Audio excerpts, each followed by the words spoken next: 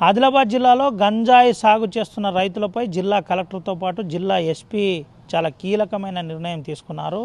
ఎవరైతే గతంలో గంజాయి సాగు చేసిన 57 మంది రైతులు ఉన్నారో వారికి రైతు భరోసా పడకుండా వ్యవసాయ శాఖకు విజ్ఞప్తి చేసిన పరిస్థితి. వ్యవసాయ శాఖకు నేరుగా ఆదేశాలు జారీ చేశారు. ఈ రైతులకు ఎట్టి పరిస్థితుల్లో రైతు భరోసా పడద్దని చెప్పిన పరిస్థితి. ఇలా 57 మందితో పాటు 90 మందిని జిల్లా వ్యాప్తంగా మేము ఆదిలాబాద్ జిల్లా వ్యాప్తంగా మేము గుర్తించాం. ఒకవేళ గంజాయి సాగుపై కానీ గంజాయి పంట ప్రోత్సహించే వారికి కఠినంగా వ్యవహరిస్తాం. రానున్న రోజుల్లో ఇంకా గంజాయిపై ఉక్కుపాదం మోపుతామని జిల్లా అధికారులు చెప్పిన పరిస్థితి. మరోపక్క మంచిర్యాల జిల్లా జన్నారం మండలం కిష్టాపూర్ గ్రామంలో కుక్కలు చనిపోయాయనే అంశం ఇప్పుడు సంచలనంగా మారింది. గౌతమ్ అనే ఒక ప్రైవేట్ ఎన్జిఓకి చెందిన వ్యక్తి పోలీస్ స్టేషన్లో ఫిర్యాదు చేశారు. జన్నారం పోలీస్ స్టేషన్లో ఫిర్యాదు మేరకు కేసు నమోదు చేసి దర్యాప్తు చేస్తున్నామని చెప్పారు.